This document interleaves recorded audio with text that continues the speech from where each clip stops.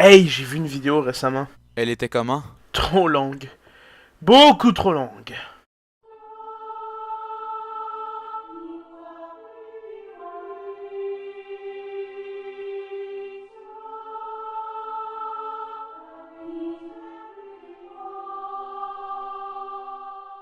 Les nouvelles. Qu'on en parle en bien ou en mal, tant qu'on en parle. Sur cette sage parole, Nintendo a récemment avoué que le processeur de la Wii U aura des difficultés à certains moments dans le jeu à faire tourner Zelda Breath of the Wild. Bon, même pour ce désagrément, il est vrai qu'il peut être préférable d'acheter ce dernier pour Wii U et éviter d'acheter 400$ plus taxes pour une console. Tout en continuant avec le nouveau Zelda, nous savons que celui-ci avait été conçu pour Wii U, donc les graphismes de la Switch ne sont pas poussés au maximum de son potentiel. C'est une bonne nouvelle, sachant que Eiji Aonuma et Shigeru Miyamoto souhaitaient concevoir un second épisode sur cette console. C'est une merveilleuse mélodie pour nos oreilles de fans. Selon plusieurs analyses, et sous-entendus de Nintendo, il se pourrait qu'il y ait des changements climatiques, excepté les régions prédéfinies, pour les forêts par exemple. Même si ce ne sont que de simples rumeurs, nous avons eu envie de vous en parler. La meilleure annonce qu'on aura pu entendre depuis le dévoilement du dernier trailer, excepté la date de sortie du jeu, c'est l'annonce de DLC qui seront achetables durant l'été et l'hiver 2017. Sûrement disponible sur le eShop de Nintendo, gare à vos portefeuilles.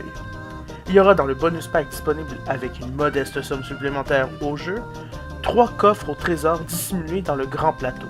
À vos loupes, bonne recherche. Dans le premier DLC qui sortira en été, il y aura une cave au défi, style la caverne d'Ordali, de Twilight Princess. Un mode difficile, sûrement le mode héroïque, ou sinon un mode encore plus difficile que l'héroïque, et certaines fonctionnalités additionnelles au niveau de la map en général. Dans le second DLC qui sortira en hiver, il y aura une nouvelle histoire, sûrement disponible après avoir terminé le jeu, un nouveau donjon et de nouveaux défis. Bref, que du neuf, après à vous de décider si vous êtes un fan digne de les acheter. Théorie.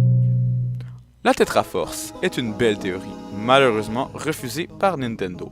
Cependant, la plupart des jeux Zelda tendent vers cette même théorie, car contrairement à ce qu'on pourrait croire, le chiffre 4 est beaucoup plus dominant dans la série que le chiffre 3. Prenons l'exemple des 4 DS, des 4 éléments du nom de Zelda dans Wind Waker, Tetra.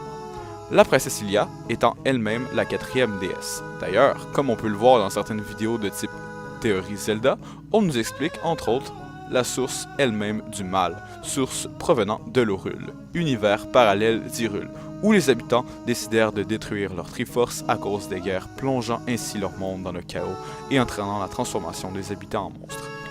D'ailleurs, on fait même mention au début de Skyward Sword que les monstres qui étaient venus envers Hyrule sortaient d'une faille au sol. Faille, comme dans Link Between Worlds, permettant à Link de passer d'Hyrule à Lorule. Les questions. Nous sommes désolés d'avoir découragé plusieurs d'entre vous avec un épisode 1 extrêmement long. Nous sommes les premiers à en être désolés. Vous avez pu remarquer durant le long de cet épisode une structure rapide et concise. D'ailleurs, l'interface a changé aussi, mais vous l'avez remarqué. On vous propose quelque chose. Pour améliorer la chronique, nous avons sélectionné une question que vous pourrez poser dans les commentaires. Les questions qui ne seront pas mises sur cette vidéo ne seront pas prises en compte. Chaque semaine, nous allons répondre et développer le sujet en l'élargissant. La question qui suit a été formulée par un ami anonyme. À quoi sert la jarre de flûte? Tout d'abord, ce n'est pas une flûte, mais un ocarina. L'ocarina est l'instrument que Link, le héros, va utiliser pour utiliser les mélodies qui ont des pouvoirs. Par exemple, certaines mélodies pourront avoir des effets sur l'environnement. Je pense principalement au chant du soleil, qui fait changer le jour en nuit et ainsi de suite, et au chant des tempêtes, celui-ci qui fait apparaître la pluie. Par contre, Link n'aura pas toujours le même instrument par jeu. Il arrive même des fois qu'il n'en aura pas du tout. Je vais les nommer rapidement. Il y a la lyre d'Hylia, la flûte de la terre, l'ocarina du temps, la baguette du vent et j'en passe. Chaque instrument nous aide dans l'aventure du héros.